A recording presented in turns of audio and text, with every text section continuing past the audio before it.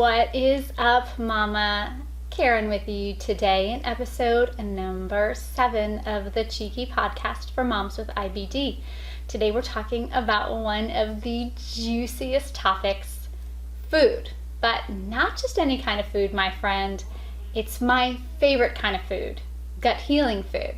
Over the last 12 years, I've become quite the IBD foodie, I must say, but I definitely didn't start out that way.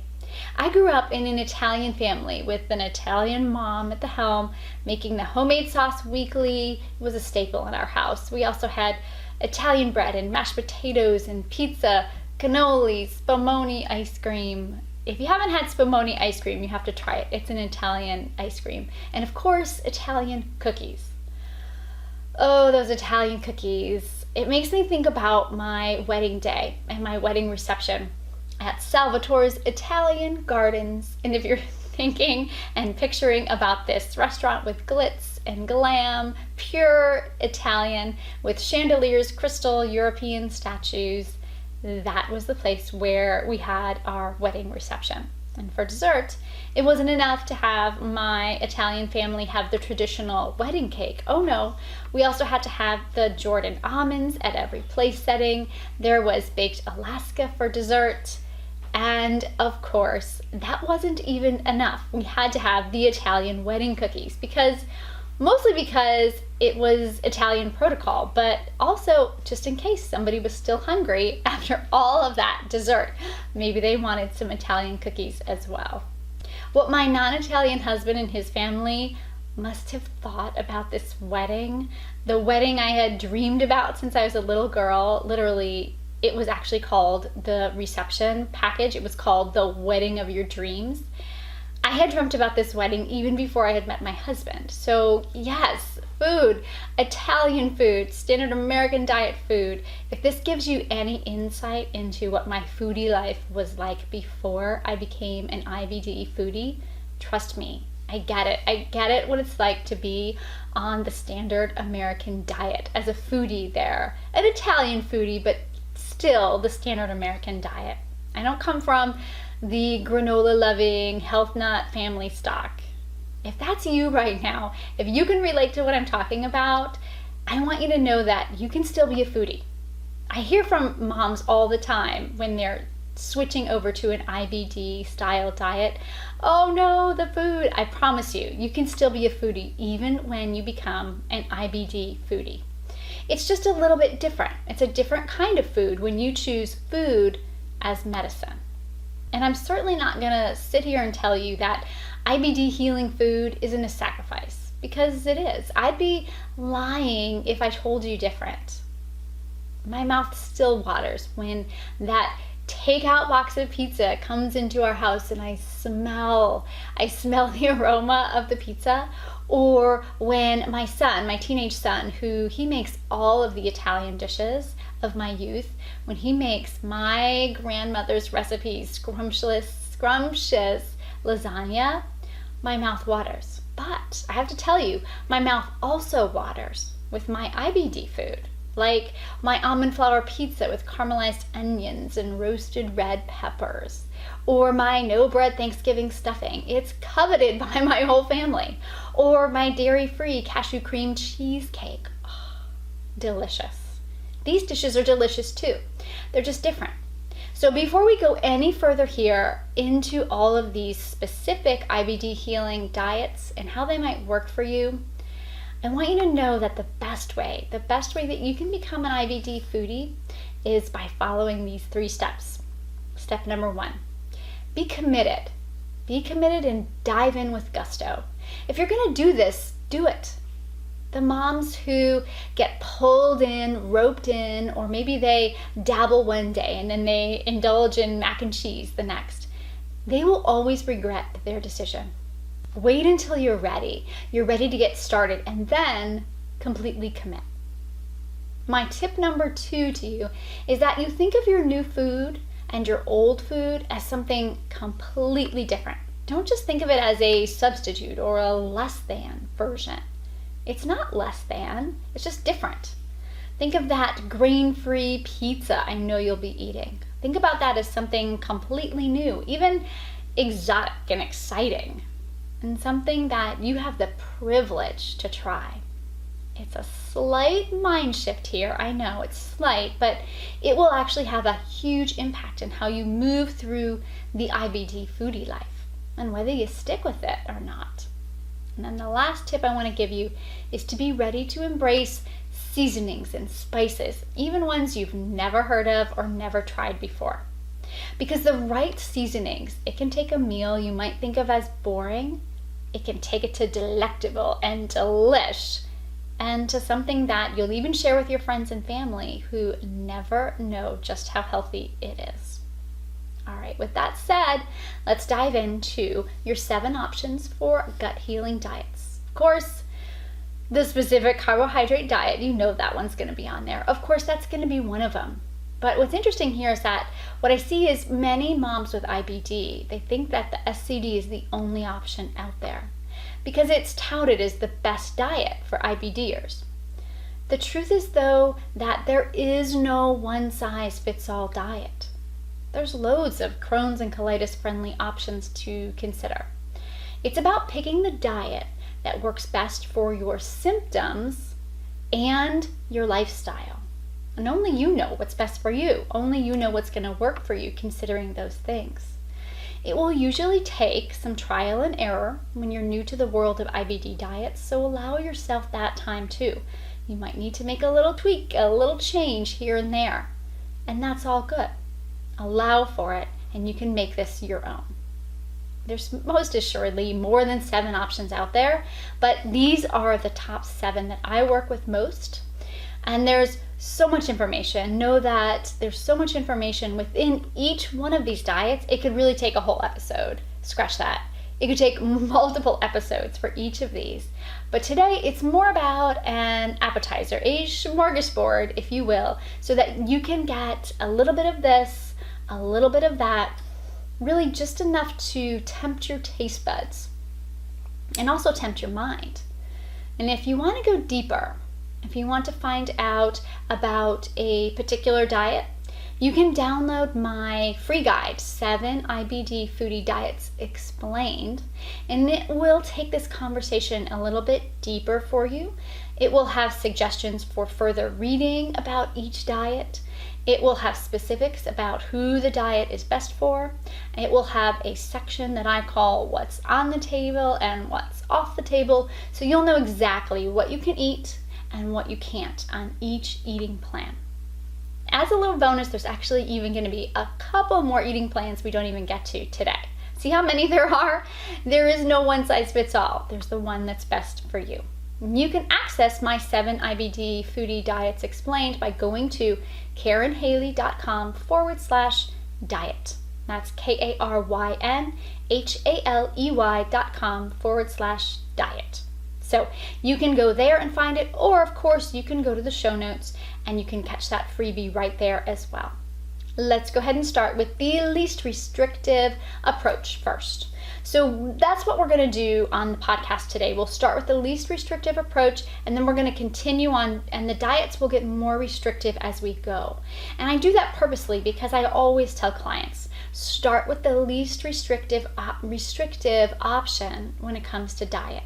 If that works, fantastic, great, you're set. But if not, you can always go deeper until you find the diet that works best for you. So IBD Foodie diet number 1 is the whole foods approach. I know you've heard about this way of eating. It's touted as the best plan for everyone, not just for those with IBD. And in a nutshell, see what I did there? In a nutshell, the whole foods approach, it cuts out pretty much everything that's in your pantry. So with this approach, you're going to stay away from boxed, packaged, canned foods in favor of foods in their whole and natural state. So processed food, refined sugar like high fructose corn syrup, chemicals, dyes, artificial flavors, they're off the table. Food is always in its natural and whole state. That's the key here. The whole foods approach is high in fruits and vegetables, of course, things like berries and leafy greens. There's quality protein like chicken or fish, and there's quality fats like from things like avocados, healthy nuts, healthy oils. It usually includes smaller portions of your carbs, like gluten-free grains, maybe quinoa or rice.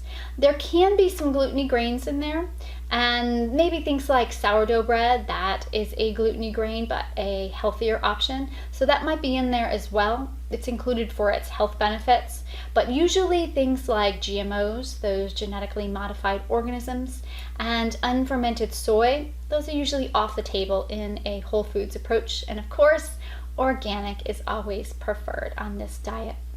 For some people, this is enough. It's enough to bring their IBD into remission.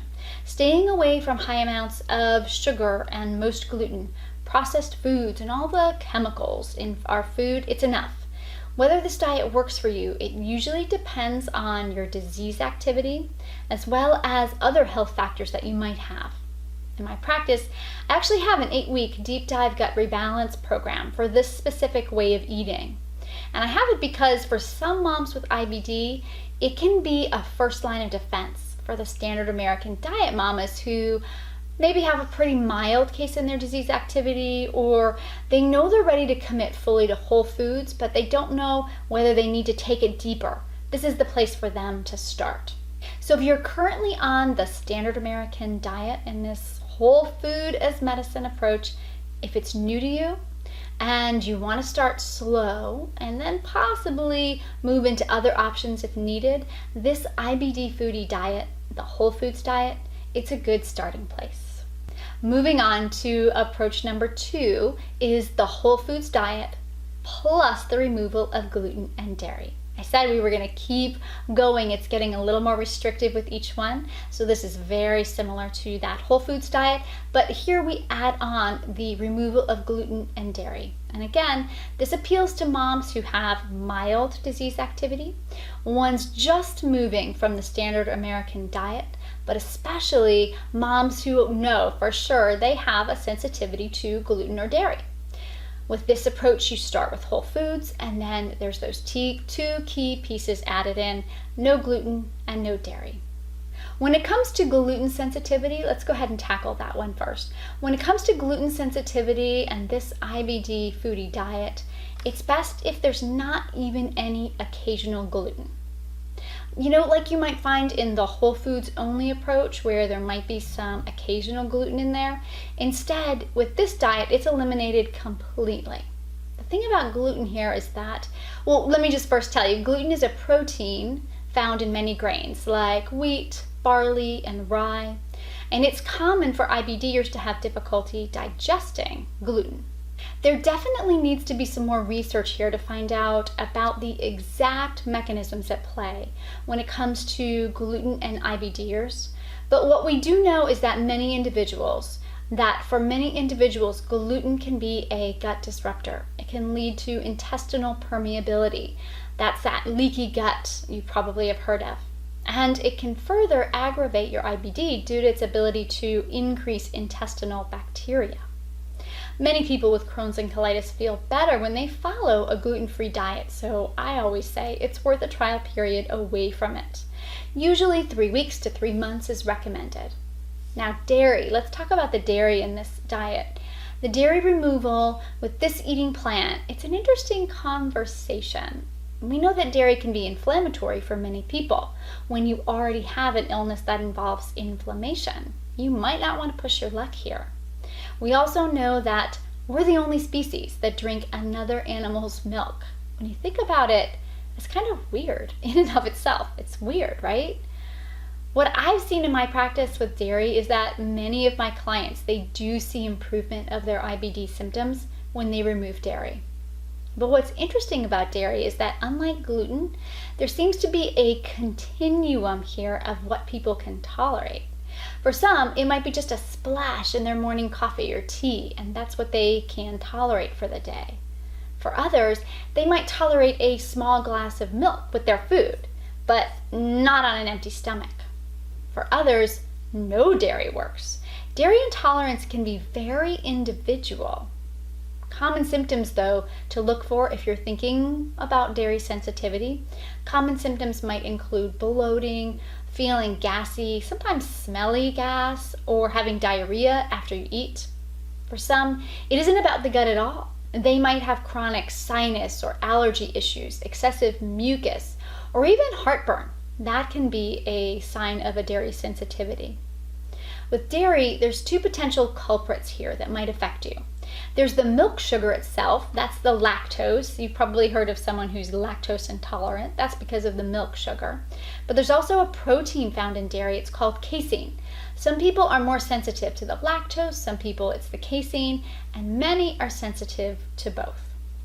The great news for those with dairy challenges is that there are so many alternatives now. Oh, it's amazing.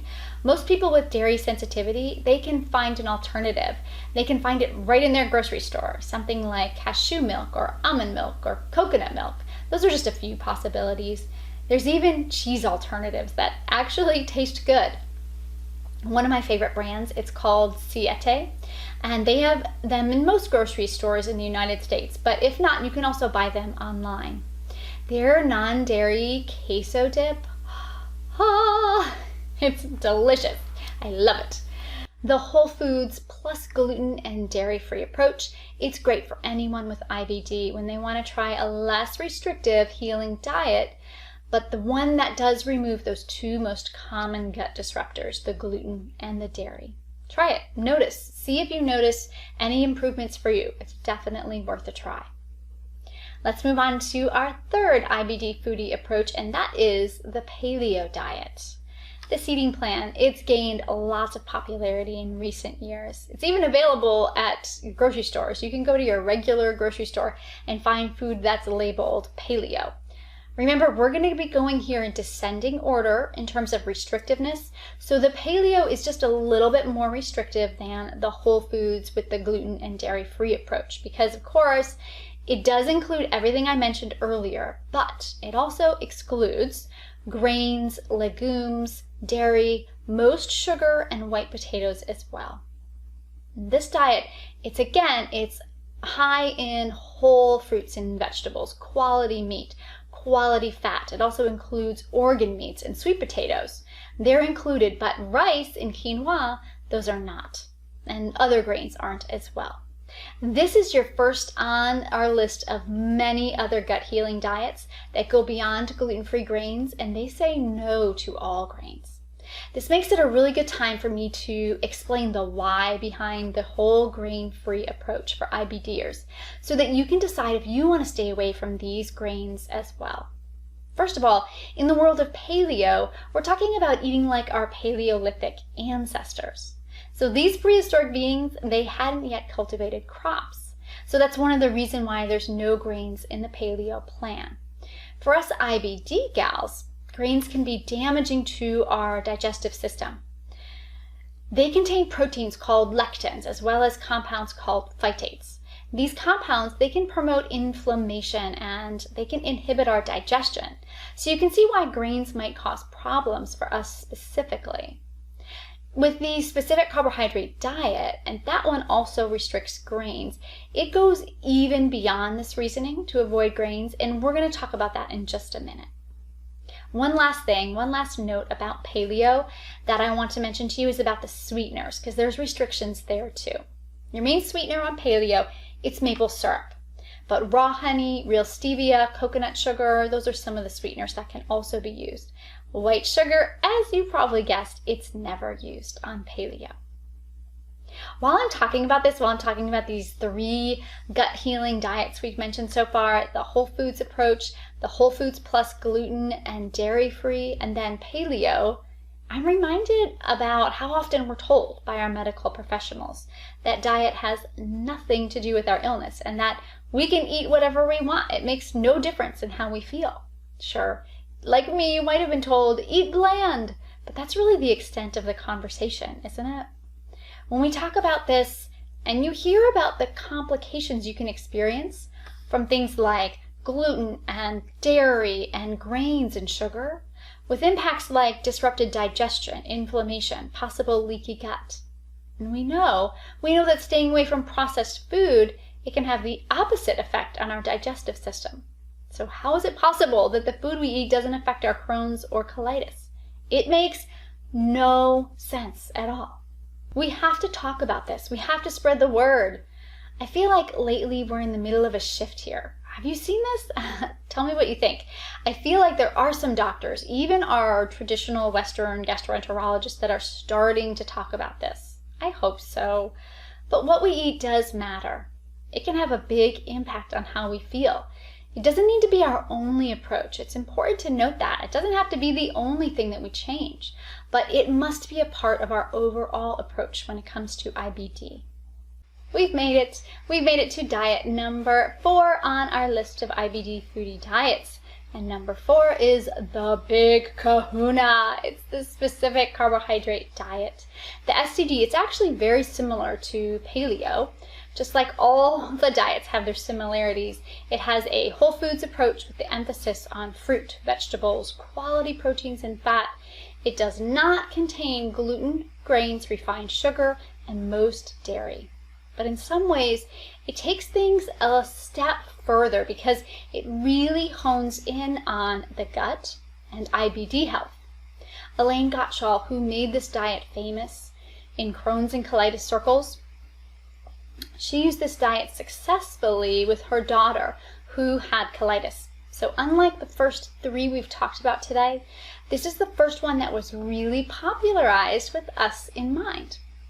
What's the difference between paleo and SCD? That's a question I get asked all the time. Well, some foods on the paleo, they are not allowed on SCD, and vice versa. Some foods on SCD, they're not allowed on paleo. Take dairy. Take dairy, for instance. Dairy is a no-go for paleo, and most dairy isn't allowed on the SCD. But this homemade lactose-free fermented dairy in the form of yogurt, it is allowed on SCD. In fact, I'd call it the crux of the diet due to its probiotic and gut flora balancing properties. Another difference is the sweeteners. Maple syrup that's allowed on the paleo, it's not allowed on SCD. It's not allowed because it is a disaccharide, which is more of a complex carbohydrate, and it's harder for us to break down by our digestive system. Honey, as a sweetener, it's allowed because it's a monosaccharide, so it's easier for our digestive system to digest. You see, in SCD land, it's not about eating like our Paleolithic ancestors. It's not about eating a whole foods approach, although there's lots of whole foods in there. It's about eating in a way that encourages the easiest digestion of the food we eat, and it promotes the best bacterial balance for our entire body. See how this diet is really just tailor-made for IBDers? There's slight differences, but for some with IBD, these differences, they matter a lot. Let's move on to diet number 5. Diet number 5 on our IBD foodie list is the GAPS diet. GAPS stands for Gut and Psychology Syndrome, and this diet created by Dr. Natasha Campbell-McBride, it was based off of the SCD. So again, it's very similar, but as its name suggests, it was created more for psychological challenges like anxiety, depression, also autism and ADHD. But interestingly, I find this interesting, it's also helpful for Crohn's and colitis. And if you're a believer like me in the Hippocrates wisdom that all disease begins in the gut, you can see why it's become an IBD foodie diet as well. GAPS, it's so closely linked with SCD that the differences, they're subtle. GAPS includes the homemade fermented yogurt, just like the specific carbohydrate diet, but Dr. McBride, she recognizes that many people with these types of challenges, they can be sensitive to dairy. And she advised that you wait a while before you include this. Wait until your symptoms are more stable. Then you can add in this lactose-free, but not dairy-free yogurt. Dr. McBride also keeps fruit at bay in the beginning of the diet. Fruit contains sugar. Yes, it's natural sugar, but it's sugar to our body nonetheless. So the fruit consumption, it's restricted in the beginning to give your gut time to rebalance the sugar and bacteria imbalance that's going on within the digestive system. Remember, sugar feeds bacteria, so more sugar equals more bad bacteria. Less sugar, even from fruit, it equals more of a bacterial balance. Chicken soup, that staple that's on the specific carbohydrate diet, it's rich in gut healing bone broth properties. In the GAPS diet, it's changed to meat stock. Again, it's very similar, but it's cooked with less water and less time. And according to Dr. Natasha Campbell McBride, it's better for gut healing mode. And then the more of the chicken soup, the bone broth, it's better for remission. The last notable difference that I see when I look at the SCD and the GAPS is that those fermented, probiotic-rich cultured foods like sauerkraut, kefir, and then eventually cultured fermented vegetables to help with the bacterial balance in the gut, those are very much emphasized on the GAPS diet, where they aren't so much on the specific carbohydrate diet. Truthfully, I think Elaine Gottschall, I think she would have appreciated this angle on gut healing, but it is just more talked about on the GAPS diet. Time for a check-in. How are we doing? Is the difference between SCD and GAPS making sense to you? Those subtle differences, right? Have you been thinking about trying any of these diets so far? These are definitely the two that I just talked about, the SCD and the GAPS. These are definitely the most popular in the world of gut healing diets. But remember, one is not better than the other. There's just the diet that works best for you, both symptoms-wise and taking into account your lifestyle. As you can imagine, there's a huge learning curve with diets like this. Definitely more of a learning curve than when you follow the whole foods approach. There's also more cooking at home and more ingredient restrictions.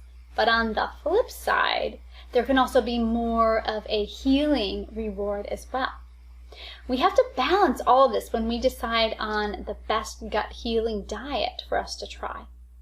Remember, if you want to take this a step further and you want to really suss out what this diet could look like for you, what any of these diets could look like for you, go ahead and download my free resource guide, 7 Foodie Diets Explained. It breaks down each of these specific diets. It tells you what's on the table, what's off the table, who the diet is best for, and it gives more information for further study to help you make the best decision for you. If any of these diets appeal to you, if you want more information, you can download that guide by going to karynhaley.com/diet. It's Karyn with a Y /diet, or you can click on the link in my show notes. Home stretch time, home stretch. Moving on to IBD Foodie diet number 6. Remember, as we go, we're getting more restrictive. That can mean more healing though. So it's better for people with a more complicated IBD, challenging case. The next couple, they can be a godsend, and they can be the answer for you. All right, number 6 is the SIBO specific diet. Have you heard about this eating plan? The SIBO specific diet, it was created by SIBO expert Dr. Allison Siebecker. And she takes the FODMAPs diet and the specific carbohydrate diet and she mashes them into one. Now, let me just back this train up. Let's back it up a couple feet and make sure everyone's on the same page before we really dive in and talk about the specifics of this diet. First, let's chat about SIBO. Let's talk about that. SIBO stands for small intestinal bacterial overgrowth. And it's exactly what it sounds like. It's an overgrowth of bacteria in the small intestine. If you follow what we've been talking about this whole episode regarding IBDers and having this bacterial imbalance in their intestine, then you can absolutely see that people with IBD, they're more prone to this bacterial overgrowth. They're more prone to it in their small intestine. And since SIBO really has its focus in the small intestine, I think it's important to point out that I definitely see this struggle more with Crohn's clients than I do with colitis. Since with Crohn's clients, their disease can occur anywhere along the GI tract, and it often does find its way into the small intestine. When it comes to SIBO, there's a diet that's been very helpful for people with this condition. It's called the low FODMAPs diet. Now, FODMAPs, it stands for fermentable oligosaccharides, disaccharides, monosaccharides, and polysaccharides. So, FODMAPs. If you have a really good ear, you'll remember back when we spoke about the specific carbohydrate diet, I mentioned one of those words. I think actually two of those words. I mentioned disaccharides and monosaccharides. These saccharides, they rear their ugly heads again because they wreak havoc on our digestive system. A diet low in these short-chain carbohydrates and sugars, it can be very helpful to ease your SIBO symptoms. You might be wondering, why would I even bring up this diet here? We're talking about inflammatory bowel disease, not SIBO. But like I mentioned, IBD and SIBO, they go hand in hand. In fact, with my clients, I see it all the time. Many people with Crohn specifically, but sometimes colitis too, they also suffer from SIBO. And that's where that SIBO-specific diet can come in handy. It's basically a combo of the low FODMAP and the specific carbohydrate diet. I love this diet. I love it for moms who have IBD and SIBO both because it works quite well for them. It is restrictive, but the good news is that it's not meant for forever. Usually once symptoms clear up, you can move on to a less restrictive diet. Like all of these diets, really, except for the whole food approach that I recommend you always follow as best you can. None of these diets are forever. It's not your forever. It's just your for now. As you're able to add in more foods, you should always take that opportunity to add variety and health to your eating plan. I want to say one last side note about SIBO. Just like all of these, just like all of the gut healing diets, the SIBO specific diet, it's going to be just one part of your healing plan. Yes, it's a crucial part. In my opinion, it's the most important part. But there's always other supplements, there's lifestyle factors. With SIBO especially, there's possible medications and other treatments that are included to bring your disease into full remission. Going into the specifics of all of this in this particular episode, it goes beyond our focus today. But the good news is that we have other episodes. We can go there in another episode. There's so much to talk about when it comes to IBD. I can't wait. By the way, there's links to Dr. Siebecker's website. If you think you might have SIBO or you're questioning it, I highly encourage you to go there. She has a fabulous website and really she's unparalleled when it comes to SIBO information. So I highly encourage you to check out that link. I'm also going to put a link for Monash, the Monash website. It is more information about FODMAPs, including the actual FODMAPs, low FODMAPs diet. I'll put a link for that as well in the show notes. There's a great app that they have that you can get right on your phone. It's awesome information. These sites are definitely worth a look if you're interested in SIBO or low FODMAPs. The last IBD foodie diet we're going to talk about today, the last one for your gut healing diet consideration, it's diet number 7. And it brings us back, circling back to the paleo diet. This eating plan, it's just a little bit different than paleo. It's called the autoimmune paleo. It takes the autoimmune aspect of our disease into account. Think back to when we were talking about paleo with all of the whole foods, like eating like our Paleolithic ancestors. So there's no grains, legumes, beans, or dairy. Only certain sweeteners are allowed. It's high in vegetables and fruit and high quality protein and good fat, organ meats. But where paleo is more what I would call a lifestyle diet, for those who are interested in eating healthy, the autoimmune paleo, it's more about healing by removing the paleo foods that might be causing you inflammation, just for a short period of time so that you can allow your body to restore its microbial balance, correct nutrient deficiencies, allow the body to release toxins before you then move into the traditional paleo way of eating. Paleo, it allows foods like nuts, seeds, chocolate, eggs, nightshades. And when we remove these, we allow the body the time it needs to heal. These foods are then added back in when the time is right. Most people who start the autoimmune paleo, they transition into the paleo approach and then they stay there for as long as they feel well. Like with all of these diets, Sometimes maintenance, sometimes routine maintenance and tweaks and adjustments are needed. So you can always, even if you started on autoimmune or went to paleo, you can always go back for a tune-up. If you feel like a flare is coming on, if you feel like you're in a particularly stressful point in your life, you can always go back to the maintenance phase, always go back to the autoimmune phase before heading back to paleo. Same goes for all of these diets. They all have introductory sort of periods. You can always go back there, and I've done that many times before myself to just get a little tune-up before moving back in. So there you have it. The top 7 IBD foodie diets explained in kind of my appetizer smorgasbord kind of way. Is there a lot more you should know about these diets, about these eating plans before you get started? Yes, absolutely. There's more. The idea behind this episode was to let you know what's possible. I hope that it just got your juices flowing about what could be possible for you.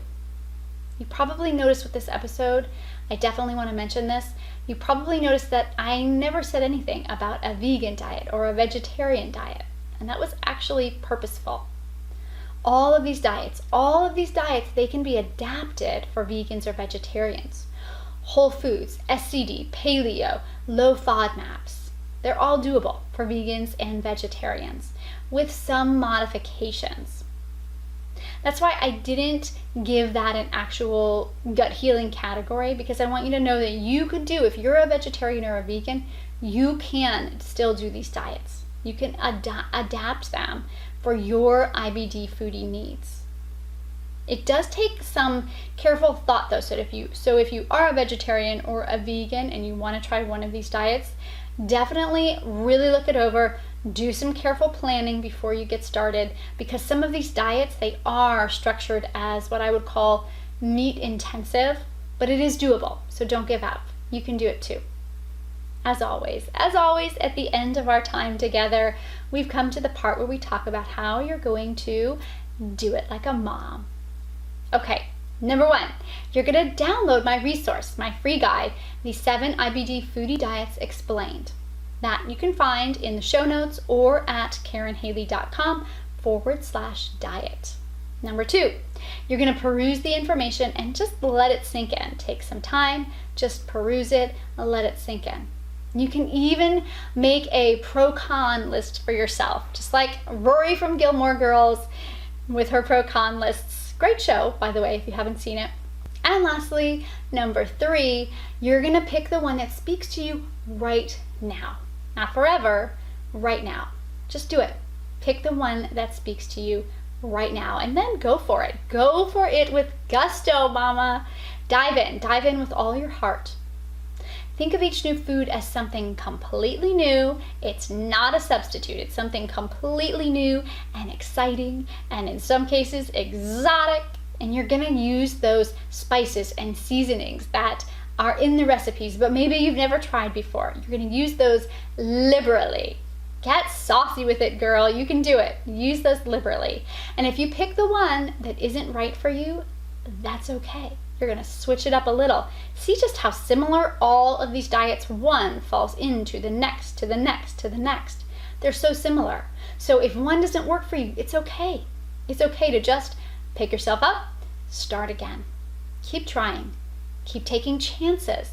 Keep your healing journey moving forward, always moving forward. Rome wasn't built in a day, and neither was your gut health, mom friend. Build it. Stone by stone and step by step at a time. You're gonna get there. You will get there, and I'll be there with bells on, giving you virtual hugs and high fives. You can do it. I believe in you. You can do it. As always, if you listen to this episode and you still have questions, or if you download my guide and then you want some help figuring out what is the best approach for you, that's what I'm here for. The beauty of this IBD mom tribe that we have to support each other is that I'm here. I am here to help you. So don't hesitate to get in touch. Bye for now. I see the light. Did you call me? Yes. Yes? Who's being so loud down there? It's Deb. Can you ask him to be quiet, please? Yes. Thank you. La la la la la la la la.